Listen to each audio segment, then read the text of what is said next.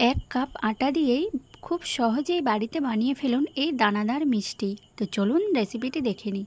নমস্কার বন্ধুরা, welcome to প্রিয়ার রান্নাঘর। নতুন একটা রেসিপি দেখার জন্য সবাইকে স্বাগত। আজকে বানাবো দানাদার মিষ্টি। তো চলুন দেখে নিই। এখানে আমি নিয়েছি 1 বাটি আটা আর 1 বাটি গুঁড়ো দুধ, আর দিয়ে দিচ্ছি সামান্য পরিমাণে বেকিং সোডা। এবার মিশ্রণগুলোকে একটু ভালো করে মেখে নেব। তো এখানে এবার নিয়েছি 1 বাটি জল। জলটা দিয়ে খুব ভালো করে আটাকে মেখে নেব। আর মাখার সময় কিন্তু অবশ্যই নরম করে মাখতে হবে এই ডোটা, যাতে হাতের সঙ্গে এমন চিটচিটে ভাব থাকে। আর একটু নরম করে মাখলে আরও ভালো হবে। তো এর মধ্যে দিয়ে দিচ্ছি 1 চামচ ঘি। ঘিটা দিয়েও ভালো করে মেখে নেব।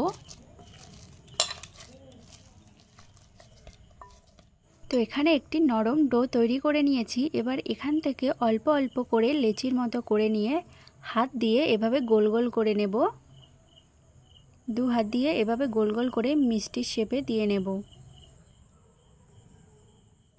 বাকি মিষ্টিগুলো ঠিক একইভাবেই তৈরি করে নিচ্ছি।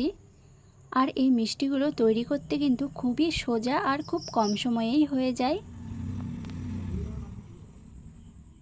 তো এখানে সবগুলো মিষ্টি তৈরি হয়ে গেছে। এবার এইদিকে একটা কড়াই বসিয়ে দিয়েছি আর কড়াইতে তেলটা গরম হতে দিয়ে দিয়েছি। তেলটা হালকা গরম হলেই মিষ্টিগুলো একটা একটা করে তেলের মধ্যে দিয়ে দেব। কিছুক্ষণ পর মিষ্টিগুলো তেলের ওপরে এইভাবে ভেসে উঠবে, তখন একটু ছাঁকনি দিয়ে ভালো করে নেড়ে চেড়ে উল্টে পাল্টে হালকা কালার করে এভাবে তুলে নেব। এগুলো কিন্তু খুব বেশি কালার করতে হবে না, এভাবে হালকা একটা কালার আসলেই উঠিয়ে নিতে হবে। বাকিগুলো ঠিক একইভাবেই তেলের মধ্যে দিয়ে ভেজে নিচ্ছি।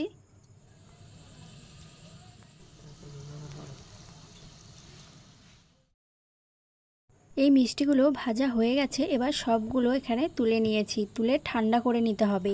এইদিকে চিনির শিরাটা বানিয়ে নেব। তার জন্য নিয়েছি 1 বাটি চিনি আর হাফ বাটি জল। চিনিটা গলে গিয়ে চিনির শিরাটা ঘন হয়ে এসছে। এবার এর মধ্যে আমি মিষ্টিগুলোকে সবগুলো দিয়ে দেব। দিয়ে একটু নেড়ে চেড়ে মিষ্টিগুলো 10 মিনিট মতো ঢাকা দিয়ে ফুটিয়ে নেব। 10 মিনিট পর ঢাকনাটা তুলে নিয়েছি।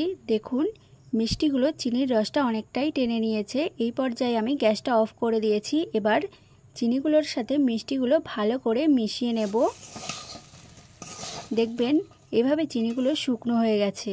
এবার মিষ্টিগুলো একটি প্লেটের মধ্যে নামিয়ে নিচ্ছি।